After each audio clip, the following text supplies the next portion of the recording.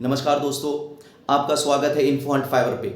आज जिस तरह के परिणाम हमारे सामने आ रहे हैं, जो हम लोग रुझान देख रहे हैं, उससे तो यही पता चल रहा है कि जो 2 दिनों पहले जो एग्जिट पोल दिखाया गया था, जिसको मैंने भी और बहुत सारे मेरे जैसे लोगों ने ये कहा था कि ये एग्जिट पोल जो है ये सरकारी एग्जिट पोल है ना, माननीय प्रधानमंत्री जी और अमित शाह द्वारा बनाए गए डेटा का ये एग्जिट पोल है, और ऐसा ही कुछ साबित होता हुआ दिखा।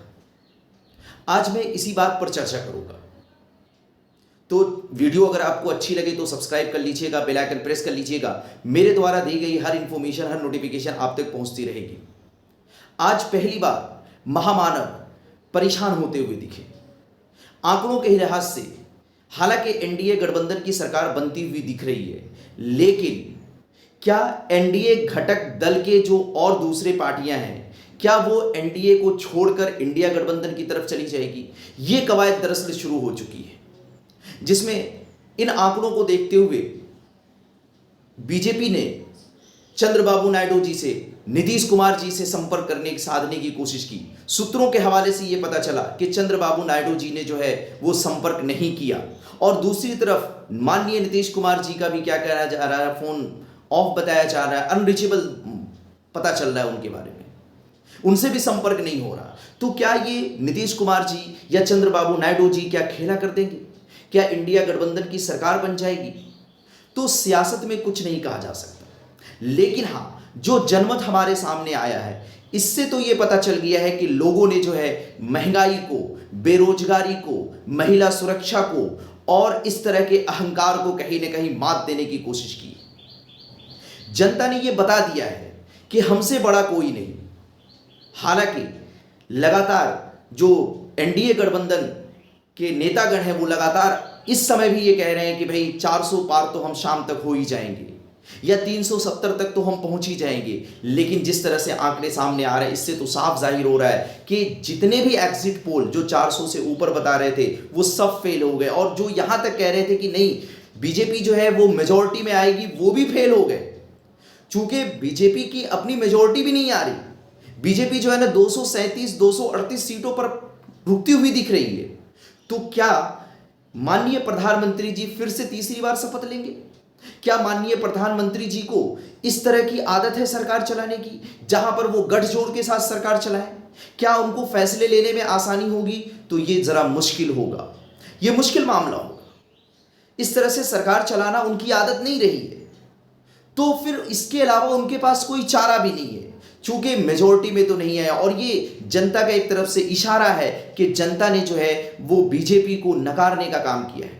सीधे बीजेपी 65 से 70 सीटों पर नीचे आ गई, जो कि 2019 में 300 प्लस सीटें थी, 302 सीटें थी, उससे घटकर सीधे जो है 237-38 पर आकर अटक रही है। 235 तक हो सकता है शाम तक हो जाए।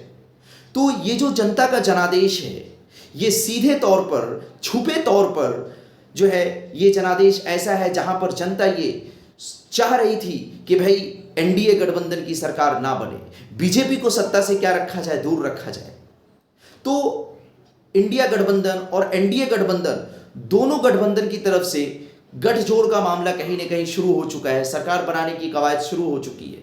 अब ये देखने वाली बात होगी, ये बात बड़ी इंटरेस्टिंग होगी कि इस कवायद में कौन बाजी मार जाता है, कौन अपनी सरकार बना लेता है।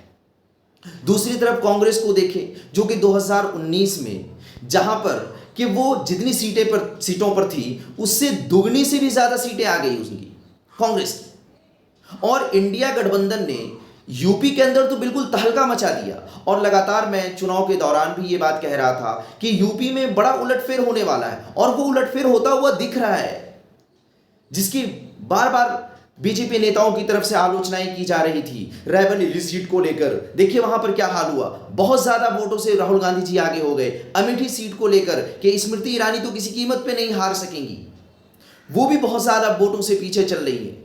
तो ये क्या दर्शाता है? ये दर्शाता है कि जनता ने जो है इस बार पूरी तरह से बीजेपी को नकारने का काम किया है। जनता ने एक तरह से गुस्सा जाहिर किया है, जबकि पिछली बार क्या हुआ था यूपी के अंदर कि जो बीएसपी का वोट था वो बीजेपी में शिफ्ट हुआ था, लेकिन इस बार बीजेपी में शिफ्ट नहीं हुआ, बल्कि वो वोट सारे किधर गए? वो वोट सारे गए इंडिया गठबंधन की तरफ, अखिलेश की तरफ। और यूपी के अंदर अखिलेश यादव की सबसे लार्जेस्ट पार्टी बनने जा रही है और उन्होंने अपने पिताजी का भी रिकॉर्ड तोड़ दिया। तो ये जनता का आक्रोश है। जनता ये नहीं चाहती है कि ऐसी सरकार हो जो संविधान बदल दे, ऐसी सरकार हो जो महंगाई पर बात ना करे, ऐसी सरकार ना हो जो है ना क्या कहते हैं बेरोजगारी पर बात ना करे। जनता ने इसका जवाब दिया है, जनता ने इसे नकारने का काम किया है। खैर शाम तक देखिए नतीजे क्या हमारे सामने आते हैं, लेकिन रुझानों से तो ये पता चल रहा है कि कहीं न कहीं जिसकी भी सरकार बनेगी, चाहे इंडिया गठबंधन की सरकार बने, चाहे एनडीए गठबंधन की सरकार बने, दोनों ने कहीं न कहीं गठजोड़ करना है और उसमें किंग मेकर की भूमिका जो निभाएंगे वो चंद्रबाबू नायडू जी निभाएंगे, नीतीश कुमार जी निभाएंगे। अब इन छोटी पार्टियों का रोल बहुत ज़्यादा बढ़ गया है। अब ये देखने वाली बात बड़ी इंटरेस्टिंग होगी कि ये लोग किस तरफ जाते हैं, एनडीए की तरफ जाते हैं या इंडिया की तरफ जाते हैं। ये कुछ ना कुछ तो खेला करेंगे। रात के 8-9 बजे तक हमें आपको कुछ इस तरह की न्यूज़ सुनने को मिलेंगी, तो इंतज़ार करिए। लेकिन हाँ, जो बातें मैं भी और मेरे जैसे जो भी सच्चाई को बताने की कोशिश कर रहे थे, जो लगातार ये कह रहे थे कि यूपी में बड़ी सीट आएगी इंडिया गठबंधन को, महाराष्ट्र में बड़ी जीत मिलेगी इंडिया गठबंधन को, राजस्थान में इंडिया गठबंधन को काफ़ी सीटों पर जीत मिलेगी, ऐसा कुछ देखने को मिल रहा है। यानी सीधे तौर पे एग्जिट पोल जो था वो एक प्री प्लान्ड था, जिसको कि विपक्ष ने पहले ही क्या कर दिया था, नकार दिया था। और वो साफ साफ आज देखने को मिला। आज ये भी साबित हो गया कि गोदी मीडिया वाकई कहीं ना कहीं एक तरह से किसी के दबाव में काम करती है। वो सामने आ गया हम लोगों के सामने, और जनता ने अपना मत देकर ये साबित कर दिया कि हमसे बड़ा कोई नहीं, हम ही सरकार बना सकते हैं और हम ही सरकार को गिरा सकते हैं। तो चलिए हम लोग इंतज़ार करेंगे, है ना। अभी तो वोटिंग की गिनती चल ही रही है, नतीजे धीरे धीरे आ रहे हैं। शाम तक देखने वाला मामला होगा कि किसके पक्ष में ज़्यादा सीटें जाती है और सरकार बनाने में कौन सरकार बनाने की रेस में आगे होता है, ये समय बताएगा। तब तक के लिए धन्यवाद, नमस्कार। इसी तरह से मैं आपके सामने बातें लेकर आता रहूँगा। अगर आपको मेरी बातें अच्छी लगी हो, वीडियो अच्छी लगी हो, तो सब्सक्राइब कर लीजिएगा, बेल आइकन प्रेस कर लीजिएगा। मेरे द्वारा दी गई हर इन्फॉर्मेशन, हर नोटिफिकेशन आप तक पहुँचती रहेगी। Okay, thank you. आपका दिन मंगलमय हो।